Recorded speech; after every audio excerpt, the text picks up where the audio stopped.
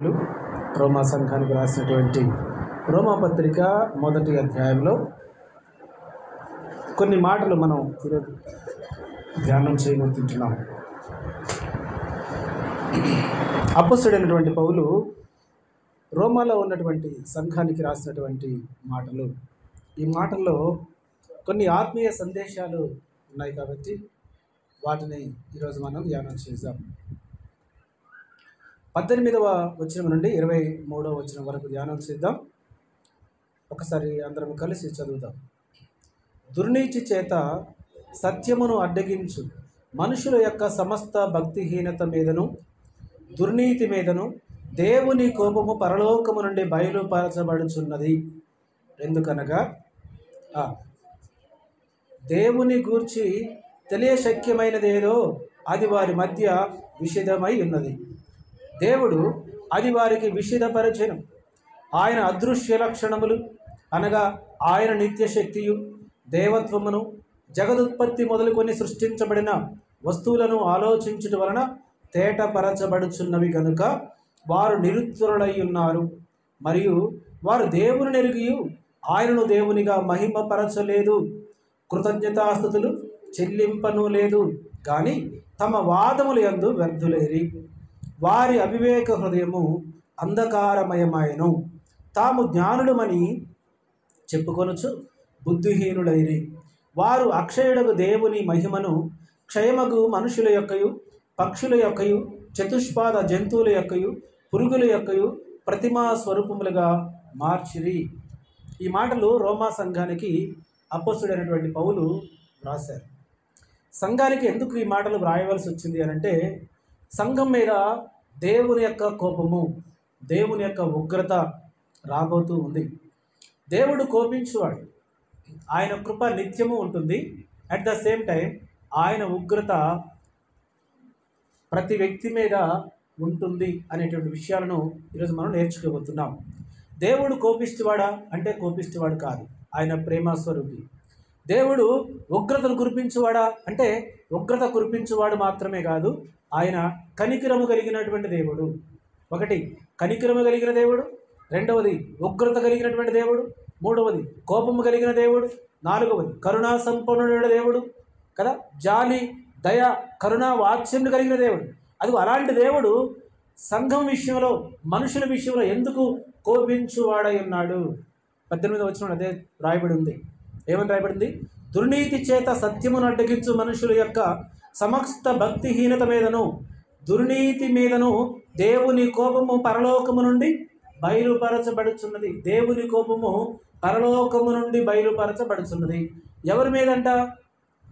ఎవరి మీద? ఒకటి సత్యమును అడ్డగించే వారి మీద. ఫస్ట్ దేవుని యొక్క కోపము సత్యమును అడ్డగించు వారి మీద దేవుని కోపం రగులుకుంటుంది. రెండవది దుర్నీతి చేత జీవించే వారి మీద అడ్డగించబడుతుంది, దేవుని యొక్క కోపం వస్తుంది. తర్వాత భక్తిహీనత మీద, భక్తిహీనత పైకి భక్తిపరులుగా ఉంటాం కానీ నిజమైనటువంటి భక్తి మనలో కనబడదు. మన భక్తి భౌతిక సంబంధమైన భక్తి కనబడుతుంది, ఆత్మ సంబంధమైన భక్తి మనలో కనబడట్లేదు. మనలో చాలామంది భక్తిపరులుగా ఉంటున్నాం కానీ వాస్తవానికి మనలో ఉన్నది భక్తి కాదు.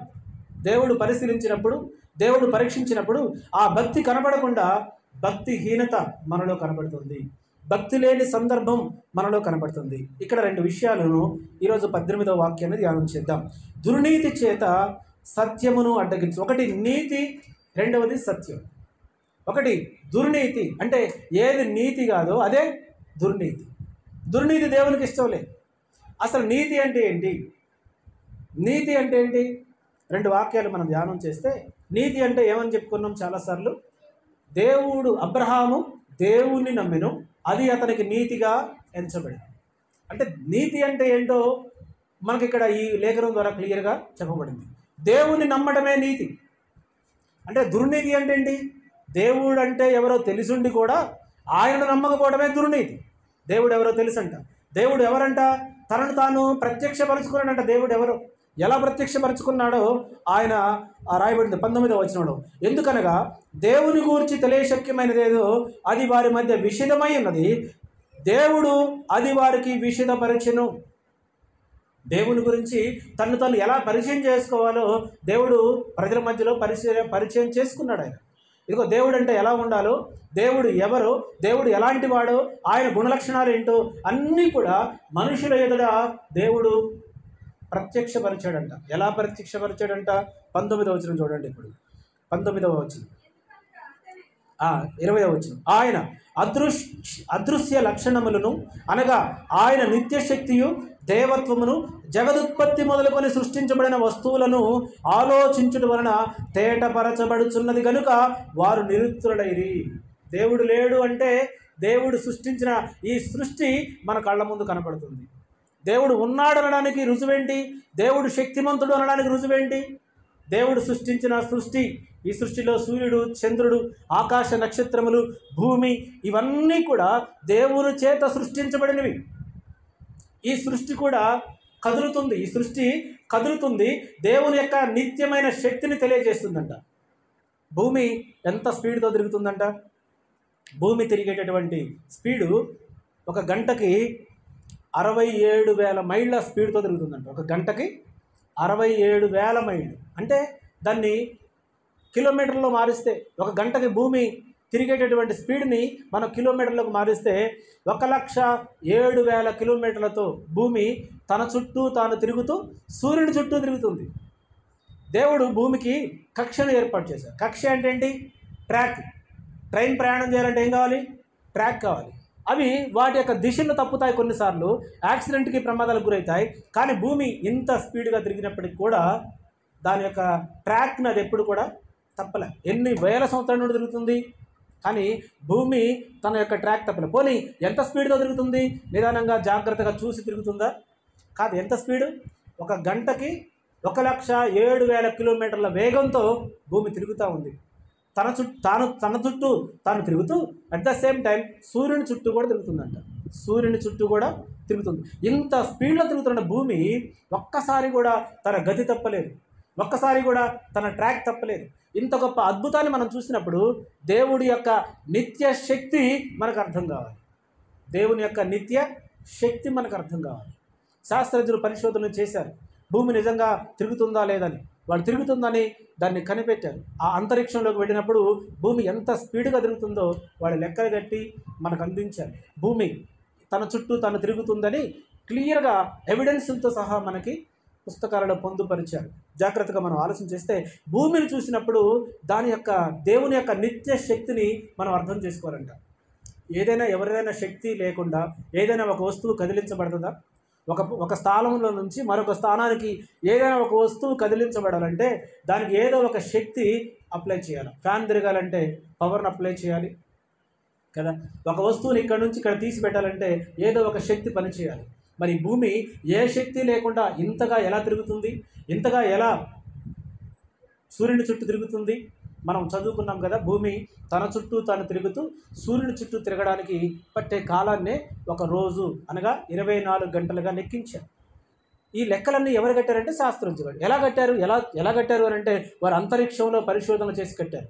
మరి కొన్ని వేల సంవత్సరాలుగా భూమి తిరుగుతుంది కాబట్టి, కొన్ని వేల సంవత్సరాలుగా భూమి భ్రమిస్తుంది కాబట్టి, భ్రమణం జరుగుతుంది కాబట్టి దేవుని యొక్క శక్తి ప్రతి మనిషికి కూడా అర్థం కావాలి.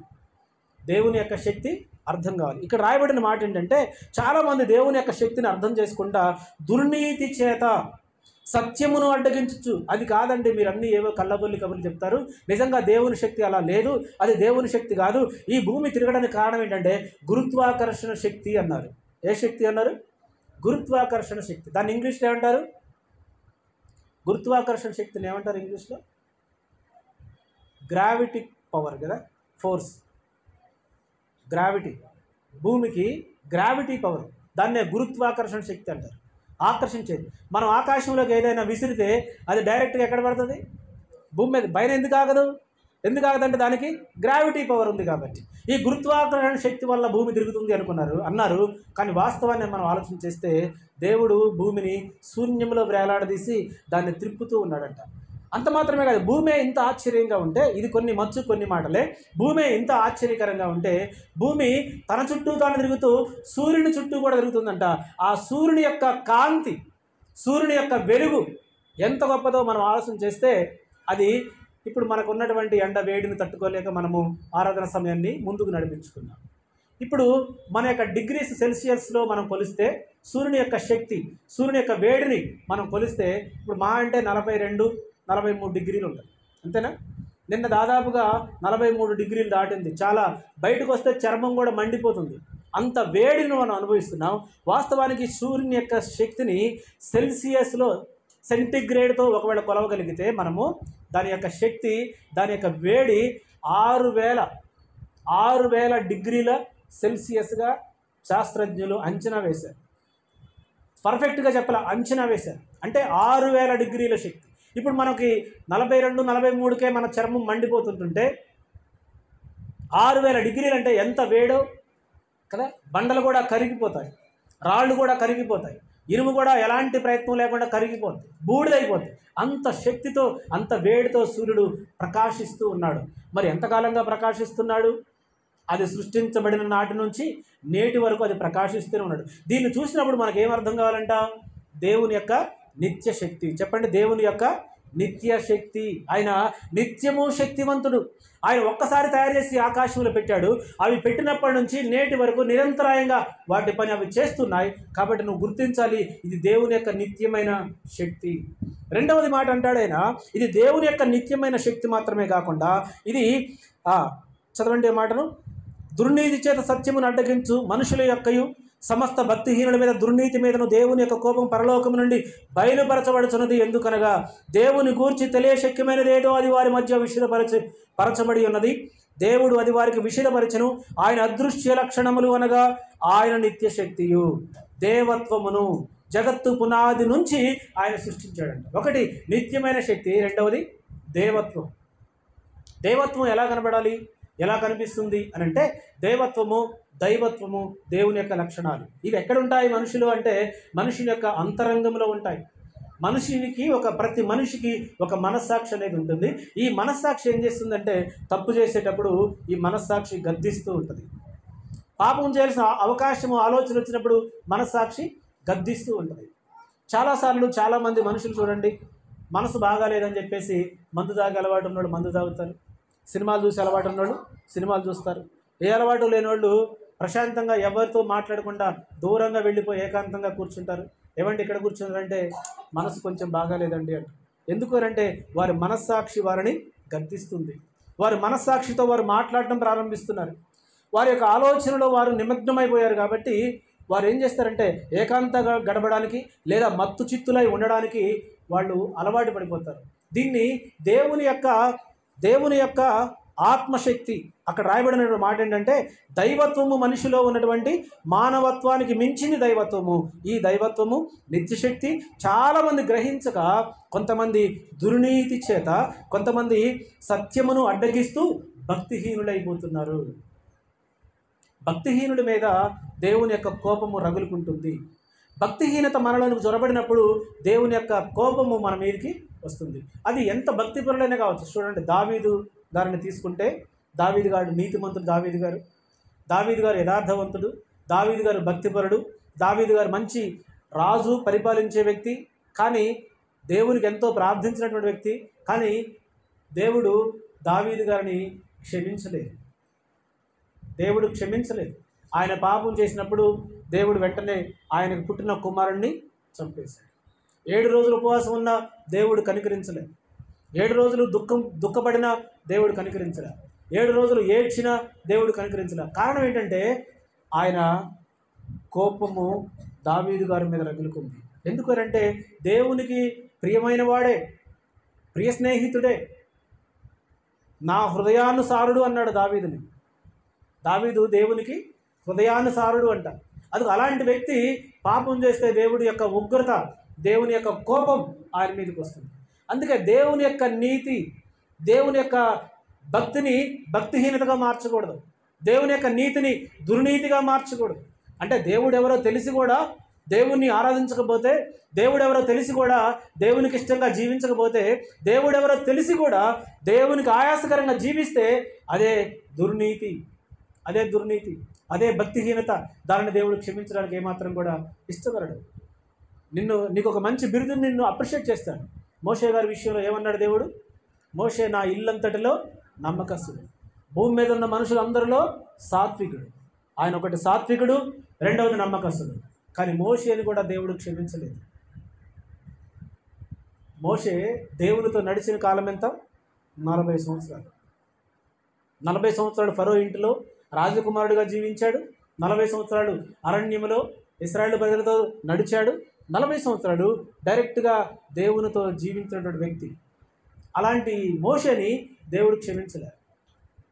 తప్పు చేసినప్పుడు దేవుడు ఎంత గొప్ప వ్యక్తినైనా క్షమించడు. మోషేకు దేవుడు ఇచ్చినటువంటి బిరుదేంటి? భూమి మీద ఉన్న మనుషులందరిలో సాత్వికుడు. అంత మాత్రమే కాకుండా నా ఇల్లంతటిలో నమ్మకస్తుడు. అయినా సరే దేవుడు మోషేని తప్పు చేసినప్పుడు క్షమించలేదు. మోషే, నేను నీకు మాట ఇచ్చా, కానీ నువ్వు తప్పు చేస్తావు. నీకు ఇచ్చిన మాట నేను వెనక్కి తీసుకుంటున్నా. వెళ్ళు, నెబో పర్వతం మీదకి వెళ్ళు. ఆ నెబో కొండ మీదకి వెళ్ళి నేను వాగ్దానం చేసిన భూమిని నువ్వు చూడు. నేను వాగ్దానం చేసినటువంటి ఆ భూమిని నువ్వు పరికించి చూడు. కానీ నువ్వు వాగ్దాన భూమిలో నీకు ప్రవేశము అర్హత లేదు. ఎందుకంటే అతడు భక్తిహీనత కనపరిచాడు. మోషే భక్తిహీనత కనపరచడం ఏంటి అనుకుంటారా కదా? మోషే భక్తిహీనత కనపరచడం ఏంటి అనుకుంటాడా? కానీ మోషే భక్తిహీనత కనపరిచాడు. ఒకసారి ఇశ్రాయేలు అందరూ మోషేని తొందర పెట్టినప్పుడు, ఇశ్రాయేలు అందరూ మోషేని తొందర చేసినప్పుడు దేవుడు అన్నాడు, మోషే నువ్వు వెళ్ళి ఆ రాయితో మాట్లాడు. కానీ మోషే గారు ఏం చేశారు? రాయి దగ్గరికి వెళ్ళి రాయితో మాట్లాడకుండా కర్ర తీసుకొని కొట్టాడు. ఎందుకని కర్ర తీసుకొని కొట్టాడు? ఆయన అంతకుముందు ఒక అనుభవం ఉంది ఆయనకి. అంతకుముందు ఆయన ముందు ఒక అనుభవం ఉంది. అదిగో ఈ అనుభవంతో రాయి దగ్గరకు వచ్చి రాయితో మాట్లాడు మోషే అన్నప్పుడు మోషే ఏం చేశాడంటే కర్రని కొట్టాడు. కొడితే వాస్తవానికి బండ చీలింది. బండలో నుంచి నీళ్లు అయితే బయటకు వచ్చాయి. ఇశ్రాయేలు ప్రజలందరూ తాగి తృప్తి పొందారు. కానీ దేవుడు మోషేతో మాట్లాడాడు. మోషే, నేను రాయితో మాట్లాడమంటే నువ్వు కొట్టావు. చూడండి ఆ మాటను ఒకసారి మనం చూద్దాం. ఆ బండను గురించి, ఆ బండ ఎందుకు దేవునికి అంత కోపం వచ్చిందో కొరింథీయులు రాసిన మొదటి పత్రిక, అపోస్తలుడైన పౌలు కొరింథీయులు రాసినటువంటి మొదటి పత్రిక 10వ అధ్యాయము 4వ వచనం చదవండి ఒకసారి. 2 నుండి. అందరూను మోషేను బట్టి మేఘములోను సముద్రములోను బాప్తిసము పొందిరి. అందరూ ఆత్మ సంబంధమైన ఒకే ఆహారమును భుజించిరి. అందరూ ఆత్మ సంబంధమైన ఒకే పానీయమును పానము చేసిరి. ఏలయనగా తమ్మును వెంబడించిన ఆత్మ సంబంధమైన బండలోనిది త్రాగిరి. ఆ బండ చెప్పాలి. ఆ బండ ఎవరు? క్రీస్తే. ఆ బండ క్రీస్తే. క్రీస్తుతో మాట్లాడు మోషే అన్నాడు. మోషే ఏం చేశాడు? బండ కనిపిస్తుంది, అక్కడ క్రీస్తు కనపడట్లే. పాపం మోషే తన చేతినెత్తి, ఎందుకనంటే ఒక సేవకుడు తప్పు చేస్తున్నాడు అని అంటే ఆ సేవకుని యొక్క గుంపు వెనక ఏదైతే ఉంటుందో ఆ గుంపు తొందర పెడుతూ ఉంటుంది. ఎంతమందిని మోషే? 20 లక్షల కంటే ఎక్కువ మంది నడిపించాడు. బైబిల్లో 6 లక్షల మంది మాత్రమే ఉంటుంది. ఈ 6 లక్షల మంది ఎవరి సంఖ్య? పురుషుల సంఖ్య. ఎందుకంటే యూదులు జనాన్ని లెక్కించాలని కూడా పురుషులు మాత్రమే లెక్కిస్తారు, స్త్రీలను లెక్కించరు, పిల్లలను లెక్కించరు. వాళ్ళ యొక్క కాల్బలము 6 లక్షలు అన్నాడు. ఇశ్రాయేలు పురుషులు 6 లక్షలు అయితే వాళ్ళకి భార్యలు ఎంతమంది ఉన్నారు? వారికి బిడ్డలు ఎంతమంది ఉన్నారు? ఆనాటి కాలంలో బహుభార్యత్వం అమలులో ఉంది కాబట్టి ఒక్కొక్కరికి 2-3 భార్యలు ఉన్నారు. మరి వారికి సంతానం ఎంతమంది ఉంది? వీళ్ళందరినీ లెక్కించుకుంటే సుమారు 25 లక్షలకి పైచిలుకే. ఇదిగో ఇంతమందికి ఎంతమంది నాయకులు ఉన్నారు? ఒక్కడే నాయకుడు ఉన్నాడు. ఈ 20 లక్షల మందిని నడిపించడానికి, వాళ్ళని సన్మార్గంలో పెట్టడానికి మోషే ఎన్నోసార్లు తప్పిపోయాడు. వాళ్ళు విసిగిస్తున్నప్పుడు, వాళ్ళు మోషేను తొందర పెడుతున్నప్పుడు, మోషే మీద సణుగుతున్నప్పుడు, మోషేని చేతగాని వాడిగా మాట్లాడుతున్నప్పుడు మోషే ఎన్నోసార్లు తన యొక్క స్థైర్యాన్ని కోల్పోయాడు. మోషే ఎన్నోసార్లు ఆ దేవుని యొక్క కోపానికి గురయ్యాడు. ఇక్కడ కూడా అదే సందర్భం జరిగింది. మోషే బండతో మాట్లాడయ్యా అంటే వెళ్ళి మోషే బండను కొట్టాడు. మనం పోయిన వారం ధ్యానం చేసాం, అంతకుముందు వారం. ఆ స్థలం పేరు ఏం పేరు చెప్పాం? ఆ స్థలం పేరు రెఫిదీము. ఏ స్థలం అది? రెఫిదీము. ఆ రెఫిదీము అనే స్థలంలో బండ చీల్చబడింది. ఆ బండలో నుంచి నీళ్ళు వచ్చాయి. ఇశ్రాయేలు తాగారు, తృప్తిపరచబడ్డారు. కానీ శాపానికి గురైంది ఎవరు? మోషేతో అన్నాడు, మోషే నువ్వు నా మాటను అతిక్రమించావు కాబట్టి ఇదిగో నేను వాగ్దానం చేసిన భూమిలో నువ్వు ప్రవేశించవు. కావాలంటే నేను నీకు దాన్ని చూపిస్తాను. వెళ్ళు, నెబో పర్వతం మీదకి వెళ్ళు. నెబో పర్వతం మీదకి వెళ్ళి అక్కడ నుండి వాగ్దాన భూమిని చూడు. ఆ పాలు తేనెలు ప్రవహించే దేశాన్ని నువ్వు చూడు. అదిగో ఆ దేశాన్నే నేను వాగ్దానం చేసి అబ్రహాము సంతానానికి ఇవ్వబోతున్నా. నువ్వు ప్రవేశించడానికి నీకు అర్హత లేదు. ఎందుకంటే నువ్వు నా మాట తప్పిపోయావు కాబట్టి, నా మాటను అతిక్రమించావు కాబట్టి. దేవుడు ఎంత నిక్కచ్చివాడో చూడండి ఒకసారి. మోషే నీ దేవుడు నా ఇల్లంతటిలో నమ్మకస్తుడు అన్నాడు. అంత మాత్రమే కాదు, భూమి మీద ఉన్న వారందరికంటే మిక్కిలి సాత్వికుడు అన్నాడు. ఒక చిన్న తప్పును కూడా దేవుడు క్షమించలేదు. ఒక చిన్న పొరపాటును కూడా దేవుడు క్షమించలేదు. ఒక చిన్న అపరాధాన్ని కూడా దేవుడు క్షమించకుండా మోషేని నెబో పర్వతం మీదకి తీసుకువెళ్ళి అసలు మోషే శవాన్ని కూడా ఇశ్రాయేలుకు దొరకకుండా చేశాడు దేవుడు. చూద్దాం ఆ మాటను పరిశుద్ధ గ్రంథంలో. ఆదికాండ గ్రంథం 20వ ఆదికాండం కాదు, ద్వితీయోపదేశకాండ గ్రంథం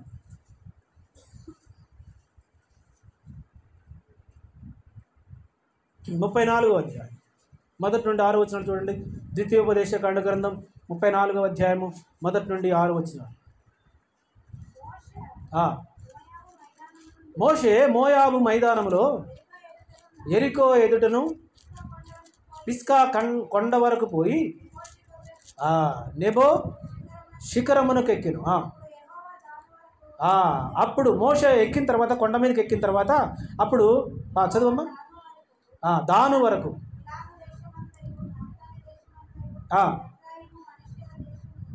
దాను నుండి, గిలాదు నుండి, నఫ్తాలు నుండి, ఎఫ్రాయిము నుండి, మనషే దేశము పశ్చిమ సముద్రము వరకు, యూదా దేశం అంతటిని, సోయర్ వరకు ఈత చెట్లు గల ఎరుకో లోయ చుట్టూ మైదానము అతనికి చూపించెను. మరియు యెహోవా అతనితో ఇట్లనెను, నీ సంతానమునకు ఇచ్చేదనని అబ్రహాము, ఇస్సాకు, యాకోబులకు నేను ప్రమాణం చేసిన దేశము ఇదే. కన్నులారా నిన్ను దాన్ని చూడనిచ్చితిని గాని నీవు నది దాటి అక్కడికి వెళ్ళకూడదు. ఏ నది? ఏ నది? యోర్దాను నది. పోయిన వారమేగా చెప్పానమ్మా. యోర్దాను నది దాటి, యోర్దాను నది దాటితే ఇశ్రాయేలు భూభాగంలోకి వెళతారు. యోర్దాను నది యువతలేముంది? ఎరికో ఉంది, ఇంకా ఈ పట్టణాలన్నీ కూడా ఉన్నాయి. ఇప్పుడు దేవుడు మోషేకి చూపిస్తున్నాడు నెబో శిఖరం మీదకి ఎక్కించి, అయ్యా మోషే, నువ్వు ఆ దేశంలోనికైతే వెళ్ళలేవు, కానీ ఆ దేశాన్ని మాత్రం నేను నీకు చూపిస్తా, చూడు అని చెప్పి చూపిస్తున్నాడు. చూపిస్తూ 5వ వచనం, యెహోవా సేవకుడైన మోషే యెహోవా మాట చొప్పున 5వ వచనం, మోయాబు దేశంలో మృతి పొందెను. కన్నులారా చూసి ఆయన అక్కడ మృతి పొందాడంట మోషే. బయచూరు ఎదుట మోయాబు దేశంలోనున్న లోయలో అతడు పాతి పెట్టబడెను. అతని సమాధి ఎక్కడ ఉన్నదో నేటికి ఎవరికి తెలియదు. మోషే చనిపోయినప్పుడు 120 సంవత్సరముల ఈడు గలవాడు. అతనికి దృష్టి మాంద్యం లేదు, అతని సత్తువ తగ్గలేదు. ఎక్కడ మోషే చనిపోయింది? ఎక్కడ అమ్మ? ఎక్కడ చనిపోయాడు? నెబో శిఖరము మీద. చెప్పండి ఎక్కడ? ఈ నెబో శిఖరం ఎక్కడుంది? మోయాబు దేశంలో ఉంది. మోయాబు దేశంలో నెబో శిఖరం మీదకి ఎక్కాడు మోషే, అక్కడే చనిపోయాడు. కానీ ఆయన శవాన్ని మాత్రం దేవుడు వాళ్ళకి దొరకనివ్వలేదు. ఎందుకనంటే ఒకళ్ళ మోషే శవం దొరికితే దాన్ని పెద్ద గుడి కడతారు. అది దేవునికి ఇష్టం లేదు. మనుషుల్ని ఆరాధించడం, మనిషిని పూజించడం దేవునికి ఇష్టం లేదు. కాబట్టి మోషే శవాన్ని దొరకకుండా చేశాడు. మోషే శవాన్ని దొరకనీయలేదు. రెండవదిగా ఏలియా శవాన్ని దొరకనీయలేదు. మోషే శవం దొరకలేదు, ఏలియా శవం దొరకలేదు. అట్లనే యేసుక్రీస్తు శవం కూడా ఎవరికి దొరకలేదు. సమాధిలో పెట్టబడ్డాడు, 3వ దినమున తిరిగి లేచాడు. ఈ ముగ్గురికి చాలా దగ్గర పోలికలు ఉన్నాయి. అందుకే జాగ్రత్తగా వినండి. కోపము సంఘం మీదకి వస్తుంది, కోపము భక్తిహీనుల మీదకి వస్తుంది, కోపము దుర్నీతి పరుల మీదకి వస్తుంది. ఈ దుర్నీతి పరుల మీదకి వచ్చినప్పుడు దేవుని యొక్క కోపము ఆయన ఏమాత్రం కూడా క్షమించేవాడు కాడు, పోనీలే అని సర్దుకుపోయేవాడు కాడు, ఆయన చూసి చూడనట్లుగా వ్యవహరించేవాడు కాదు. దేవుడు చాలా నిక్కచ్చిగా వ్యవహరించే వ్యక్తి. ఆయన్ని మభ్యపెట్టే ప్రయత్నం మనం చేయలేము, ఆయన్ని మెప్పించే ప్రయత్నం మనం చేయలేము. ఆయన ఒక్కటే ఆయన యొక్క ఆజ్ఞలు మనకు ఎత్తి చూపిస్తాడు. ప్రభువా, ఇదిగో ఈ పరిస్థితిలో ఇలా చేయాల్సి వచ్చిందయ్యా అంటే అప్పుడు తన కుమారుడైన యేసుక్రీస్తుని చూపిస్తాడు. అందుకే మోషే ఎంత గొప్ప మిక్కిలి సాత్వికుడైనా, ఎంత గొప్ప భక్తిపరుడైనా, ఎంత గొప్ప యథార్థవంతుడైనా, దేవుని యొక్క ఇల్లంతటిలో నమ్మకస్తుడైనా, మోషే చేసిన చిన్న తప్పును బట్టి దేవుడు మోషేని ఖచ్చితంగా శిక్షించాడు. అతని శవం కూడా ఎవరికి దొరకకుండా చేశాడు దేవుడు. అందుకే దేవుని యొక్క కోపం ఎవరి మీదకి వస్తుందంట? అన్యజనుల మీదకి తర్వాత వస్తుంది, దేవుణ్ణి తెలియని ప్రజల మీదకి తర్వాత వస్తుంది. ముందు ఎవరి దగ్గరికి వస్తుందంట? భక్తిహీనుల మీదకి వస్తుందంట. దుర్నీతి పరుల మీదకి వస్తుందంట. ఆ దుర్నీతి పరుల మీదకి వస్తున్నటువంటి దేవుని యొక్క కోపము, దేవుని యొక్క ఉగ్రత ఎంత భయంకరంగా ఉంటుంది, ఎలా ఉంటుందో మనం ముందు లేఖనాల్లో మనం ధ్యానం చేద్దాం. ఎందుకనగా దేవుని గురించి తెలియశక్యమైనది ఏదో అది వారి మధ్య విషేదపరచెను. హల్లెలూయా చెప్పండి, హల్లెలూయా. దేవుని గురించి నీకేం తెలియాలి? ఇంకా నీకేం తెలియదు. దేవుని గురించి నీకేమీ తెలియాలి, ఇంకా ఏం తెలియదు. దేవుని గురించి నాకు ఇంకా ఏం తెలియదయ్యా అంటే ఆయన ఒప్పుకునేవాడు కాడు. ప్రభా ఇంకా నేను నీ గురించి తెలుసుకోవాలంటే అవకాశం ఉంది. బైబిల్ గ్రంథాలు చదువుకోవడానికి అవకాశం ఉంది. ఎక్కడ చూసినా ఇంటర్నెట్లో దేవుని యొక్క మాటలు ఉన్నాయి. ఎక్కడ చూసినా అనేక మందిరాల దేవుని గురించినటువంటి మాటలు వినబడుతున్నాయి.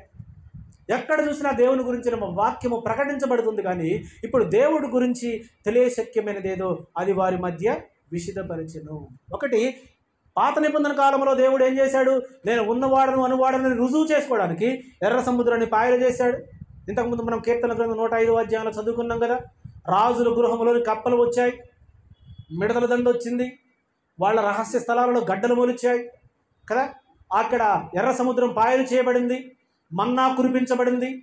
వారి జీవితంలో ఎప్పుడు కన్ని విని ఎరగని సంగతులు జరిగాయి. దేవుడు ఉన్నాడనడానికి ఇది ఒక పెద్ద నిదర్శనం. అది పాత నిబంధన కాలం. మరి కొత్త నిబంధన కాలంలో ఆయన కుమారుడు క్రీస్తు వచ్చిన తర్వాత దేవుడు నాకు సహాయం చేస్తున్నాడు, ఇదిగో ఆయన శక్తి ఎలాంటిది అని చెప్పి చనిపోయి సమాధి చేయబడిన లాజరును ఒక్క మాటతో బయటికి రప్పించాడు దేవుడు. దేవుని యొక్క నిత్యమైన శక్తి, దేవుడు ఎలాంటి వాడో నీ ముందు క్లియర్గా ప్రత్యక్షపరచబడుతుంది, నీ ముందు క్లియర్గా తెలియబడుతుంది, దేవత్వం తెలియబడుతుంది. చాలామంది వాక్యమును అడ్డగించేవారు ఉన్నారు, సత్యమును అడ్డగించేవారు ఉన్నారు, నీతిని అడ్డగించేవారు ఉన్నారు. నీతిని అడ్డగించడం అంటే డైరెక్ట్గా దేవుణ్ణి అడ్డగించడమే. సత్యమును అడ్డగించడం అంటే డైరెక్ట్గా వాక్యాన్ని అడ్డగించడమే. సత్యాన్ని అడ్డగించడం అంటే ఏంటి? వాక్యాన్ని అడ్డగించడం.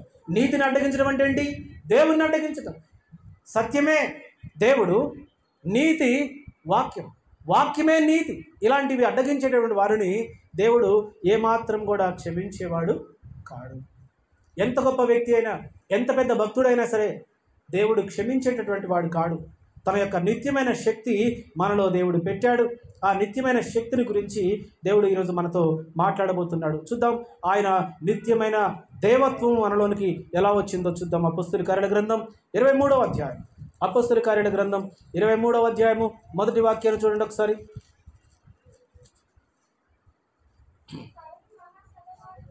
పౌలు మహాసభ వారిని తేరి చూసి, సహోదరులారా, నేను నేటి వరకు కేవలము మంచి మనస్సాక్షి గలవాడనై దేవుని ఎదుట నడుచుకొనుచుంటునని చెప్పాను. చాలు, ఈ మాట చెప్పండి నాతో కలిసి. సహోదరులారా, నేను నేటి వరకు కేవలము మంచి మనస్సాక్షి గలవాడనై దేవుని ఎదుట నడుచుకుంటునని చెప్పాను. దేవుని ఎదుట నడుచుకునేటటువంటి వాళ్ళు ఎలాంటి వాళ్ళంట? మంచి మనస్సాక్షి గలవారు. దేవుణ్ణి ఒప్పుకుంటుంది మనస్సాక్షి, దేవుని చేత గద్దించబడుతుంది మనస్సాక్షి. మనస్సాక్షి అనేది ఉంటే దేవుని యొక్క మాటలకి లోబడుతుంది, దేవుని యొక్క మాటలకి విధేయత చూపెడుతుంది మనస్సాక్షి. మనస్సాక్షి ఏం చేస్తుంది? దేవుని యొక్క మాటను ఒప్పింపజేస్తుంది, దేవుని మాటలకు లోబడేట్లు చేస్తుంది, దేవుని యొక్క వాక్యానికి విధేయత చూపెట్టేట్లుగా చేస్తుంది. ఈ మాటను అపోస్తలుడైన పౌలు చెప్తున్నాడు. ఎవరికి చెప్తున్నాడు తెలుసా? మహాసభ వారికి చెప్తున్నాడు. ఎవరికి చెప్తున్నాడు? మహాసభ వారికి చెప్తున్నాడు. ఈ మహాసభ వారికి చెప్తున్నాడు, అయ్యా నేను దేవుని ఎదుట ఎంత మంచి మనస్సాక్షి గలవాడనై ఉన్నానో. ప్రతి మనిషికి కూడా మనస్సాక్షి అనేది ఉంటుంది. ఈ మనస్సాక్షి ఏం చేస్తుంది తెలుసా? పాపము నుండి ఒప్పింపజేస్తుంది, పరిశుద్ధులుగా జీవించడానికి ప్రయత్నింపజేస్తుంది కదా. అబద్ధం ఆడినప్పుడు మనలోనికి గిల్టీనెస్ రావటం, మోసం చేసినప్పుడు మనలోనికి గిల్టీనెస్ రావటం కదా. ఎవరిదైనా ఆశించినప్పుడు గిల్టీనెస్ రావటం, ఎవరిదైనా దొంగిలించినప్పుడు గిల్టీనెస్ రావటం, ఇదంతా మనస్సాక్షి మనల్ని గద్దిస్తుంది. ఈ మనస్సాక్షే దేవుడు మనకు అనుగ్రహించింది. ఈ మనస్సాక్షి ద్వారానే మనం దేవుని ఒప్పింపజేస్తాం. అందుకే పౌలు ఆ మనస్సాక్షి మీద చాలామంది కోర్టుల్లో ప్రమాణం చేయమని చెప్పినప్పుడు జడ్జి గారు భగవద్గీత మీద ప్రమాణం చెప్పినప్పుడు, లేదా ఏమంటారు దాన్ని, ఇండియన్ పీనల్ కోడ్ ఏమంటారు, రాజ్యాంగం మీద ప్రమాణం చేయమని చెప్పినప్పుడు వాళ్ళు ఏమంటారంటే, ఇవన్నీ నాకొద్దు, నేను నా మనస్సాక్షి మీద ప్రమాణం చేసి చెప్తాను అంటారు కొంతమంది. ఎందుకంటే మనస్సాక్షి అంత అంత గట్టిగా ఉంటుంది. ఎన్ని మారినా కానీ మనస్సాక్షి మారదు. ఈ మనస్సాక్షి ప్రతి మనిషికి ఉంటుంది. ఈ ప్రతి మనిషిలో ఉన్న ఈ మనస్సాక్షి ఏం చేస్తుందంటే తప్పును తప్పు అని, ఒప్పును ఒప్పు అని మనకి ఒప్పింపజేస్తుంది. అయితే మనం తెలిసి తప్పు చేస్తున్నప్పుడు మనలోనికి అపరాధ భావం వస్తుంది. అపరాధ భావం అంటే ఇంగ్లీష్లో ఏముంటుంది? అది గిల్టీనెస్. అయ్యో నేను తప్పు చేశాను అనేటువంటి మనస్సాక్షి మనల్ని గద్దిస్తుంది, మనల్ని హెచ్చరిస్తుంది. ఇది దేవుని యొక్క దైవత్వముతో కూడిన లక్షణం. ఈ దైవత్వంతో కూడిన లక్షణము ప్రతిరోజు ప్రతి క్షణము నిత్యము మనలో ఉంటుందంట. దేవుని యొక్క నిత్యమైన శక్తికి ఆదర్శం ఏంటి? నిదర్శనం ఏంటి? దేవుని యొక్క నిత్య శక్తికి నిదర్శనం ఏంటి? ఈ యొక్క సృష్టి. ఈ సృష్టి దేవుని యొక్క నిత్య శక్తికి నిదర్శనం అయితే, దేవుని యొక్క మనస్సాక్షి మనలో ఉందనడానికి నిదర్శనం ఏంటంటే మనలోనికి అపరాధ భావం రావటమే. మనం కొన్నిసార్లు కుమిలిపోతాం కదా. కుమిలిపోతాం అంటే ఎలా? కుమిలిపోతున్నప్పుడు ఎలా ఉంటాం అంటే మనలో మనం మాట్లాడుకుంటాం, మనలో మనమే శిక్షించుకుంటాం, మనలో మనమే గిల్టీనెస్తో బాధపడతాం. దాన్నే కుమిలిపోవటం అంటారు.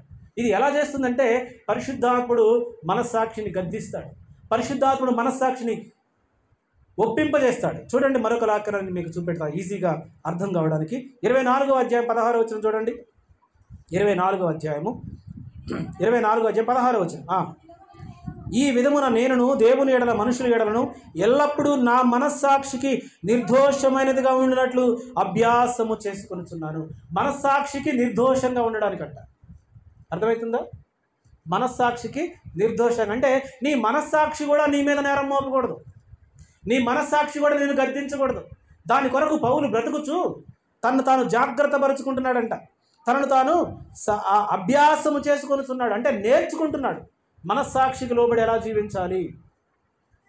మనకెప్పుడు బైబిల్ గ్రంథం దగ్గర ఉండదు కానీ, మనకెప్పుడు మన డైరీ దగ్గర ఉండదు కానీ, మనకెప్పుడు మన గురువులు దగ్గర ఉండరు కానీ, మనకెప్పుడు మన తల్లిదండ్రులు మనకు దగ్గర ఉండరు కానీ, ఏది తప్పో ఏది ఒప్పో చెప్పడానికి, ఏది పాపమో ఏది పరిశుద్ధతో చెప్పడానికి మన గురువులు మన తల్లిదండ్రులు మన గ్రంథాలు మనకు దగ్గర ఉండకపోవచ్చు. కానీ నిత్యము నీలో ఉండి నిన్ను నడిపించేటటువంటి నీ మనస్సాక్షి నిత్యము నీతో ఉంటుంది.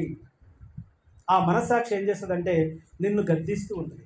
నువ్వు చేస్తుంది తప్పు, నువ్వు మాట్లాడేది తప్పు, నీ ప్రవర్తన తప్పు కదా, నీ నడవడిక తప్పు, నీ విధానం తప్పు అని నీ మనస్సాక్షిని గద్దిస్తూ ఉంటుంది. ఆ మనస్సాక్షికి ఎవరైతే లోబడతారో వాళ్ళు దేవుని యొక్క దైవత్వాన్ని గుర్తించిన వారు, దేవుని యొక్క లక్షణాలను గుర్తించిన వారు.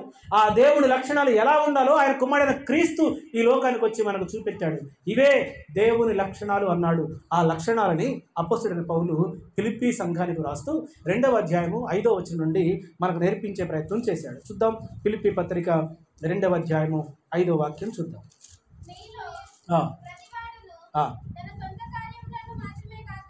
5 నుండి చదువుతాను. క్రీస్తు యేసునకు కలిగిన ఈ మనసు మీరును కలిగి ఉండుడి. ఆయన దేవుని స్వరూపము కలిగిన వాడై ఉండి దేవునితో సమానముగా ఉండుట విడిచిపెట్టకూడని భాగ్యమని ఎంచుకొనలేదు కానీ మనుషుల పోలికగా పుట్టి దాసుని స్వరూపమును ధరించుకొని తన్ను తానే రిక్తునిగా చేసుకొనెను. మరియు ఆయన ఆకారమందు మనుషుడిగా కనబడి మరణము పొందునంతగా అనగా శిలువ మరణము పొందునంతగా విధేయత చూపిన వాడై తన్ను తాను తగ్గించుకొనెను. హల్లెలూయా, హల్లెలూయా. దేవుని యొక్క లక్షణాలు, దేవుని యొక్క మనస్సాక్షి ఎలాంటిదో తన కుమారుడైన క్రీస్తులో మనకు చూపెట్టాడు దేవుడు. ఆ క్రీస్తులో ఉన్న లక్షణాలు ఏంటి? దేవునిలో ఉండే లక్షణాలే క్రీస్తులో ఉండే లక్షణాలు. క్రీస్తులో ఉన్న లక్షణాలు ఏంటి? ఆయన దైవత్వాన్ని విడిచిపెట్టి దేవుని కుమారుడుగా విడిచిపెట్టకూడని భాగ్యమని ఎంచుకొనలేదు కానీ మనుషుల పోలికగా పుట్టి దాసుని స్వరూపమును ధరించుకొని తన్ను తానే రిక్తునిగా చేసుకొనుచున్నాడు. ఆకారమందు మనుషుడిగా కనబడుతున్నాడు కానీ మరణము పొందునంతగా అనగా శిలువ మరణం పొందునంతగా తనను తాను తగ్గించుకొని విధేయత చూపిన వాడై ఉన్నాడు. హల్లెలూయా. విధేయత అంటే లోబడటం, విధేయత అంటే అనుకూలంగా జీవించడం, విధేయత అంటే నీ మనస్సాక్షి నువ్వు లోబడడం. నాకు లోబడొద్దు, నా మాట వినొద్దు, కానీ నీకంటూ ఒక మనస్సాక్షి ఉందిగా. ఆ మనస్సాక్షిని నువ్వు లోబడితే వాక్యానికి విధేయత చూపెడతావు. ఆ మనస్సాక్షికి నువ్వు లోబడితే వాక్యానికి లోబడతావు. ఆ మనస్సాక్షి చేత నువ్వు గద్దింపు చేయబడితే, సిగరెట్ తాగేవాడు చూడండి, కొత్తలో ఫస్ట్ టైం ఒక సిగరెట్ తాగేటప్పుడు తాగేవా ఎప్పుడన్నా? దొంగతనంగా తాగుతారు. ఎలా తాగుతారు? దొంగతనంగా ఎవరన్నా వస్తే దాచిపెట్టుకోవటం. అవునా డేవిడ్ గారు? కొత్తలో ఎవడన్నా వాళ్ళ ఫ్రెండ్ ఎవడన్నా చూసిండు అనుకో, ఇక ఈసారి ఆ ఫ్రెండ్ కనపడ్డప్పుడు డైరెక్ట్గా తాగుతుంటాడు. తర్వాత మూడో వ్యక్తి వాళ్ళ ఫ్యామిలీ మెంబర్ అని చూసాడు అనుకో, సడన్గా ఏంట్రా సిగరెట్ తాగుతున్నావు అంటే, అయితే పొరపాటు తాగిన బాబాయ్ అంటాడు ఫస్ట్. నెక్స్ట్ ఏం చేస్తాడు? బాబాయ్ నీ దగ్గర సిగరెట్ ఉంటే అని అడిగే పరిస్థితికి వస్తాడు. అంటే భయం అనేది పోయింది. ఇక వాడికి మనస్సాక్షి గద్దించడం అనేది ఏమైంది? ఆపివేయబడింది. అంటే దానికి అలవాటు పడిపోయాడు. లాస్ట్కి డైరెక్ట్గా సిగరెట్ పెట్టే జేబులో పెట్టుకొని తిరుగుతూ ఉన్నాడు. మొదటిగా చాటుగా తాగాడు, రెండోసారిగా బిడియంతో ఉన్నాడు, మూడోసారి పబ్లిక్గా ఇక నేను చైన్ స్మోకర్ని అని చెప్పడానికి బాక్స్నే జేబులో పెట్టుకున్నాడు. దాని అర్థం ఏంటి? వాడిలో మనస్సాక్షి పనిచేయడం ఆగిపోయింది.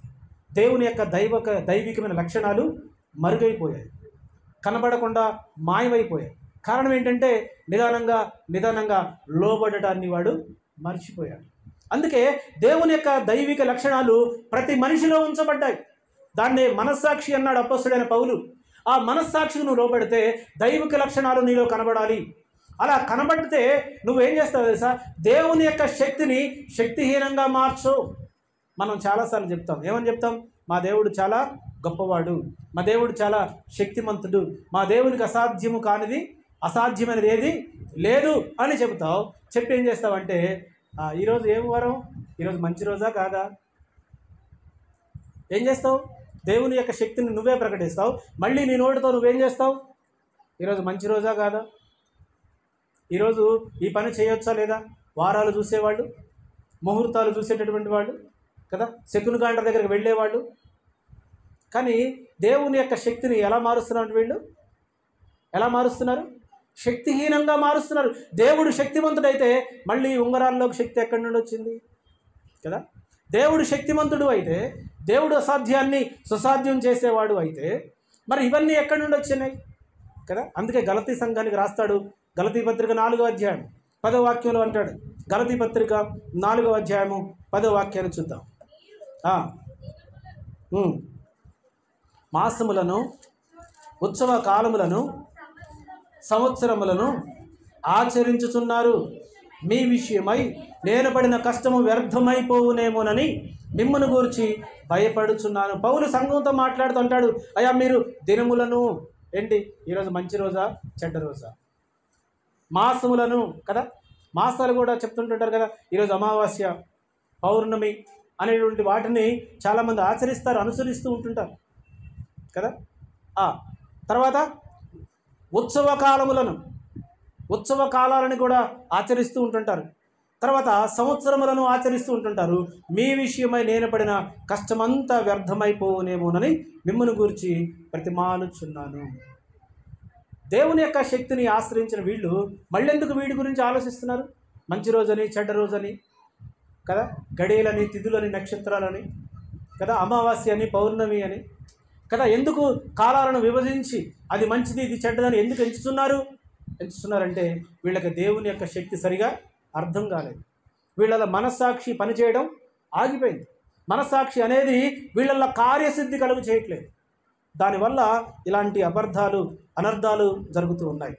అంత మాత్రమే కాకుండా ఆదికాండ గ్రంథం 20వ అధ్యాయం 6వ వాక్యాన్ని ఒకసారి మనం చూద్దామా? 6వ వాక్యాన్ని చూద్దాం. ఆదికాండ గ్రంథం 20వ అధ్యాయము 6వ వాక్యం.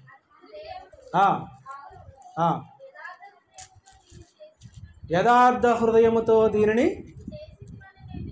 చేసితివని నేను ఎరుగుదును. అది నీవు నాకు విరోధముగా పాపము చేయకుండా నేను నిన్ను అడ్డగించితిని, అందుకే నేను నిన్ను ఆమెను ముట్టనీయలేదు. అబీమెలెకు రాజుతో ఈయన దేవుడు మాట్లాడుతున్నాడు. దేవుని యొక్క దూత అబీమెలెకు రాజుతో మాట్లాడుతుంది. ఏమని? అయ్యా శారాని నేను చేత్తో కూడా ముట్టుకోలేదు అని అబీమెలెకు రాజు దేవునితో చెప్తుంటాడు. దేవుడు అన్నాడు, నిన్ను ముట్టుకోకుండా చేసింది నేనే. దేవుడు ఏమంటున్నాడు?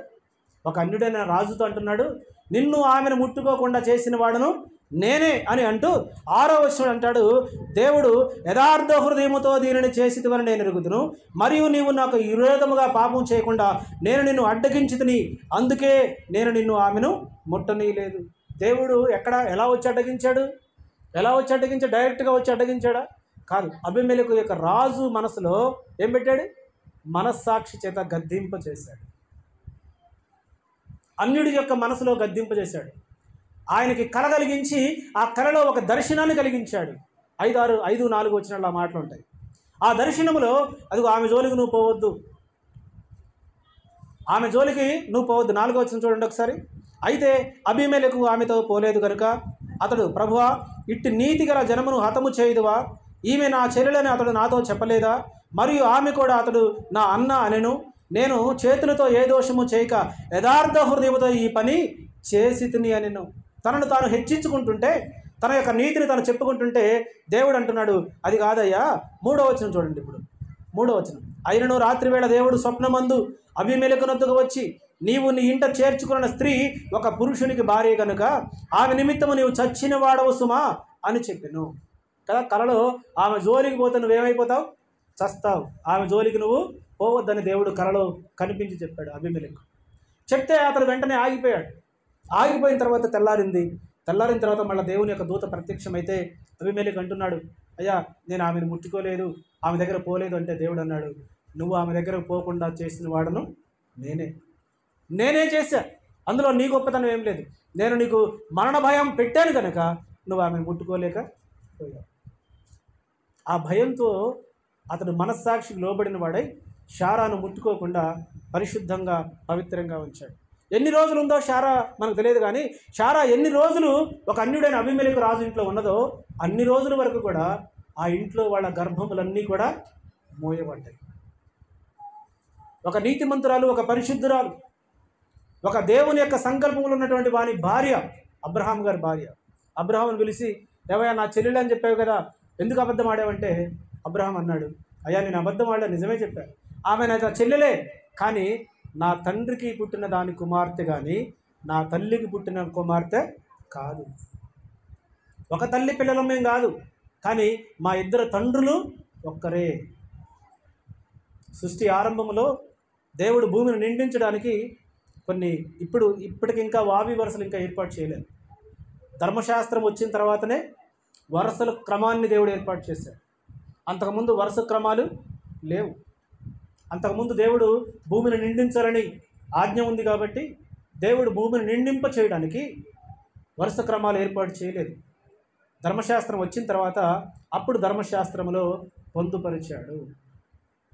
నీ రక్త సంబంధితోను వివాహము చేసుకొనకూడదనే మాటని ధర్మశాస్త్రం ద్వారా కట్టడి చేశాడు. కానీ మహమ్మదీలైతే ఇంకా కూడా వారి రక్త సంబంధులు వివాహం చేసుకోవడం మనం చూస్తాం. కొన్నిసార్లు జాగ్రత్తగా మనం ఆలోచన చేస్తే దేవుని యొక్క నిత్యమైనటువంటి శక్తిని చాలామంది ఎలా మార్చేస్తున్నారంట. రండి మళ్ళీ తిరిగి రోమాపత్రిక 1వ అధ్యాయము,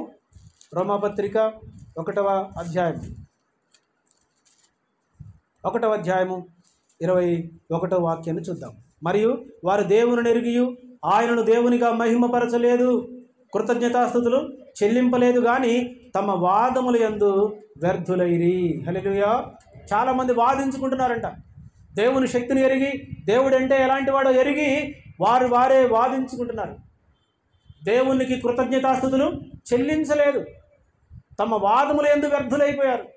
చాలామంది దేవుణ్ణి ఆరాధించకుండా, దేవుని పూజించకుండా, దేవుడు అంటే ఎవరో తెలిసి కూడా పక్కదారి పట్టి మనుషుల్ని ఆరాధించే వాళ్ళు ఎక్కువైపోతున్నారు. సృష్టిని ఆరాధించే వాళ్ళు ఎక్కువైపోతున్నారు. సృష్టిలో ఉన్నటువంటి జంతువులను ఆరాధించే వాళ్ళు ఎక్కువైపోతున్నారు. ప్రకృతి సంబంధమైనటువంటి ఆరాధనలో ఆరాధించే వాళ్ళు ఎక్కువైపోతున్నారు. దేవుణ్ణి ఎరిగియు దేవుని యొక్క శక్తిని శక్తిహీనంగా మార్చి చాలామంది జంతువులను దేవుళ్ళుగా చేసుకుంటున్నారు, పురుగులను దేవుళ్ళుగా చేసుకుంటున్నారు, పక్షులను దేవుళ్ళుగా చేసుకుంటున్నారు. చూడండి ఆ మాటలు 22వ వచనంలో ఉంటాయి ఆ మాటలు. వారి అవివేక హృదయము అంధకారమయమాయను గనుక తాము జ్ఞానులమని చెప్పుకొనుచు బుద్ధిహీనులైరి. వారు అక్షయుడకు దేవుని మహిమను క్షయమగు మనుషుల యొక్కయు పక్షుల యొక్కయు చతుష్పాద జంతువుల యొక్కయు పురుగుల యొక్కయు ప్రతిమా స్వరూపములుగా మార్చిరి. చాలామంది దేవుళ్ళకి రకరకాల ముఖాలు, రకరకాల చేతులు, రకరకాల కాళ్ళు, ఎన్నో రకాలుగా వాళ్ళు దేవుళ్ళను సృష్టించుకుంటున్నారు. కొంతమంది దేవుళ్ళు పక్షి రూపంలో ఉంటే, కొంతమంది దేవుళ్ళు జంతువుల రూపంలో ఉంటే, కొంతమంది దేవుళ్ళు మనుషుల రూపంలో ఉంటే, కొంతమంది దేవుళ్ళు పురుగుల రూపంలో ఉంటే, దేవుడు అంటాడు ఆయన యొక్క శక్తిని దీనిలోనికి మార్చారంట. ఎందుకంటే ఆయన అదృశ్యమైనటువంటి దేవుడు. ఆ శక్తి అదృశ్యమైన దేవుణ్ణి కనుగొనలేక దృశ్య రూపంలో దేవుణ్ణి క్రియేట్ చేసుకున్నారు. దాన్ని బట్టి దేవుని యొక్క కోపము వారి మీద రగులుకుంటుంది. దాన్ని బట్టి దేవుని యొక్క ఉగ్రత వారి మీద రగులుకుంటుంది. దానిని బట్టి దేవుని యొక్క కోపము చేత అందరూ కూడా నశించుకోవడానికి సిద్ధంగా ఉన్నారు. దేవుడు ఈరోజు ఈ వాక్యము ద్వారా మనతో మాట్లాడుతున్నటువంటి ప్రతి మాట దేవుని యొక్క శక్తిని ఎరిగి, దేవుడు అంటే ఎవరో తెలిసి, ఆయన గుణలక్షణములు తెలిసి, ఆయన శక్తి సామర్థ్యములు తెలిసి కూడా ఆయనను సరిగా ఆరాధించకపోతే, ఆయనను సరిగా పూజించకపోతే, ఆయన సరిగా మహిమపరచకపోతే ఆయన యొక్క శక్తి, ఆయన యొక్క కోపం మన మీద రగులుకుంటుంది. అదే 18వ వాక్యంలో మనం చూసాం. దుర్నీతి చేత సత్యమును అడ్డగించు మనుషుల యొక్క సమస్త భక్తిహీనత మీదను దుర్నీతి మీదను దేవుని యొక్క కోపము పరలోకము నుండి బయలుపరచబడుచున్నది. దేవుని కోపం ఎక్కడి నుండి వస్తుందంట? పరలోకము నుండి దేవుని యొక్క కోపం వస్తుంది. ఆ దేవుని కోపం మన మీద కుమ్మరించబడకుండా ఉండాలంటే ఖచ్చితంగా ఆయన అదృశ్య లక్షణాలు ఏంటో మనకు తెలుసు. ఏంటి ఆయన అదృశ్య లక్షణాలు ఏంటి? దేవుని యొక్క అదృశ్య లక్షణాలు ఏంటి? నిత్యశక్తి ఏంటి? దేవత్వము ఏంటి? నిత్యశక్తికి నిదర్శనం ఏమని చూసుకున్నాం? ఈ సృష్టి ఆయన నిత్యము నడిపిస్తున్నటువంటి శక్తి. ఈ సృష్టి ఎలా తయారు చేయబడింది? దేవుని మాట ద్వారా. ఈ సృష్టి ఎలా నడిపించబడుతుంది? దేవుని క్రియ ద్వారా, దేవుని యొక్క శక్తి ద్వారా. ఈ భూమి ఎలా తిరుగుతుంది? దేవుని యొక్క శక్తి ద్వారా కదా. యోబు గ్రంథం 38వ అధ్యాయంలో ఈ సృష్టికి సంబంధించిన ప్రతి ఎవిడెన్స్ అక్కడ రాయబడింది. రాగి ఎలా తీయబడుతుంది, పెట్రోల్ ఎలా తీయబడుతుంది కదా. చెకుముకు రాతిలో నుంచి పెట్రోల్ తీయబడిందని యోబు గ్రంథంలో రాయబడింది. నిజంగా పెట్రోల్ ఎలా తీయబడుతుందంటే రాతిలో నుంచే. రాగి ఎలా తీయబడుతుంది? రాగి ఒక రాయిలో నుండి వస్తుంది. ఎవరు రాశారు? యోబు గ్రంథంలో రాయబడింది. భూమి గుండ్రంగా ఉందని, భూమి శూన్యంలో వేలాడుతుందని యోబు గ్రంథంలో రాయబడింది. 38వ అధ్యాయం అంతా కూడా సృష్టి రహస్యాలే ఉంటాయి యోబు గ్రంథంలో. అందుకని దేవుని యొక్క శక్తిని చాలామంది గ్రహించలేకపోతున్నారు. సూర్యుని తయారు చేసిన దేవుణ్ణి పక్కన పెట్టి సూర్యారాధనని సూర్యునికి నమస్కరిస్తున్నారు. భూమిని తయారు చేసిన దేవుణ్ణి పక్కన పెట్టి భూదేవి అని భూమిని ఆరాధిస్తున్నారు. అందుకని దేవుడు అంటున్నాడు, దేవుడు దీనంతటిని దేంతో పోల్చాడు? భక్తిహీనతతో పోల్చాడు. భక్తిహీనుల మీద ఆయన కోపము రగులుకొని పోతుంది. ఆయన కోపము కుమ్మరించబడుతుంది. ఒకటి భక్తిహీనత, రెండవది దుర్నీతి. చెప్పండి, రెండవది ఏంటి? దుర్నీతి. అంటే నీతి అంటే ఏంటో నీకు తెలుసు, కానీ దుర్నీతితో ప్రవర్తిస్తున్నావు. ఏది నీతి? నీతి ఏది? ఏదైతే కమాండ్మెంట్ ఉందో, ఏదైతే ఆజ్ఞ ఉందో, ఆజ్ఞను పక్కన పెట్టి నీ స్వచిత్తాన్ని నెరవేర్చడమే దుర్నీతి. దేవుని నమ్మకపోవడమే దుర్నీతి. ఆ దేవుని నమ్మనటువంటి వారి జీవితాలలో ఏం చూస్తాం? మనము దుర్నీతిని చూస్తాం, అన్యాయం చూస్తాం, అక్రమాన్ని చూస్తాం కదా. స్కూల్లో టీచర్స్ లేనప్పుడు ఆ తరగతి గది అంతా ఎలా ఉంటుంది? అల్లరి ఉంటుంది. తరగతి గది అంతా కూడా అల్లరిగా ఉంటుంది. అదే టీచర్ ఉన్న గది ఎలా ఉంటుంది? సైలెంట్గా ఉంటుంది. ఈ రెండు విషయాలను బట్టి మనం అర్థం చేసుకోవచ్చు. ఈ క్లాస్ రూమ్లో టీచర్ లేడు, ఆ క్లాస్ రూమ్లో టీచర్ ఉన్నాడని మనకు ఈజీగా అర్థం చేసుకోవచ్చు. అలాగనే నీ జీవితంలో దేవుడు ఉన్నాడు అని ఎలా అర్థం చేసుకోవచ్చు? నీ ప్రవర్తన, నీ మాట తీరు, నీ స్వభావం, నీ పద్ధతులు, నీ అలవాట్లు, నీ కట్టుబొట్టు, నీ వేషధారణ, నీలో నుండి వచ్చే ప్రతి దాన్ని బట్టి నీలో దేవుడు ఉన్నాడు అని అర్థం చేసుకోవచ్చు. నీలో దేవుడు లేడు అని ఎలా అర్థం చేసుకోవచ్చు కదా. గంగిరెద్దులాగా అలంకరించుకోవడం, గంగిరెద్దులాగా అలంకరించుకుంటే అర్థమైపోద్ది వీళ్ళకి దేవుడు అంటే ఎవరో తెలియదు.